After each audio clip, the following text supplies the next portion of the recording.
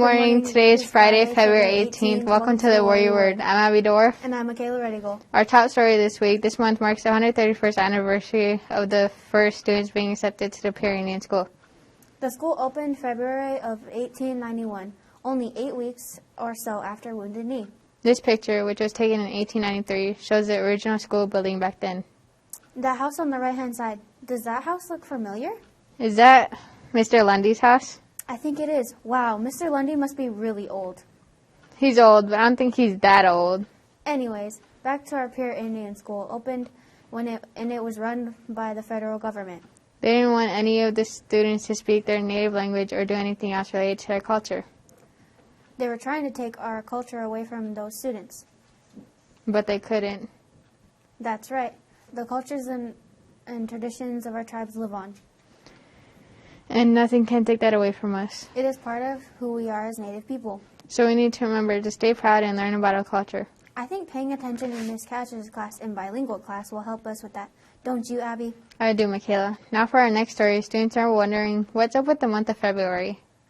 Students around campus are curious about why there are only 28 days during some years, 29 days. Well, it all began during ancient Rome. See, back then they only had 10 months in a calendar. Each month had either 29 or 31 days because ancient Romans thought that even numbers were unlucky. When Numa Pompilius became king of Rome, he wanted to make the calendar more accurate, so he matched up the months with the moon cycles. So that everything would work out mathematically, Numeral Pompilius added 2 months, January and February. The problem, though, is that when these ancient Romans divided the days in a year by 12 months, they got an even number. So they did some more math and figured out how to make 11 months with 29 or 31 days in order to not have even number of months. The ancient Romans had to leave 1 month with an even number, though, because the math didn't add up with 12 months were all odd numbers. So they decided to make February a short month with an even number. With this new 12-month calendar, the ancient Romans started to see that the months and harvest seasons stopped lining up. So when Julius Caesar was king of Rome, he asked an expert to create a calendar based on the sun rather than the moon. This is when the months changed from 29 or 31 days to 30 and 31 days. They still had to keep February short to make sure that the math worked out.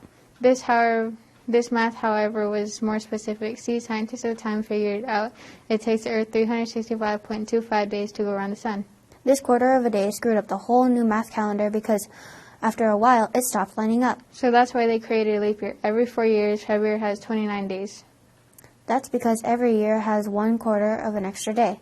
So 4 quarters equals 1 whole day, February 29th. An easy way to remember when there is a leap year is that it happens in the same year we elect a new president. So our next leap year will be in 2024 because that's our next presidential election. You know, Miquela, talking about presidents reminds me of something. What is that, Abby? We have off from school this Monday, the 21st, for President's Day. Oh, that's right. That's when we get to participate in Fun Day. There will be a bouncy house, a G-force sling, and a mechanical bull. An obstacle course, and an inflatable boxing ring, and 5-in-1 sports combo. Don't forget about the snacks, cotton candy and snow cones. Here's a schedule for Fun Day. Elementary students will go to Fun Day from 12 o'clock to 3 o'clock, and middle school students will go from 3 o'clock to 6 o'clock. This is going to be an awesome day. Thank you, Dr. Morley, Mr. Corbett, and Peyton for setting this all up. Well, that's it for this edition of Warrior Word. I'm Abby Dorff. And I'm Miquela. Thank you, and see you later. See you later.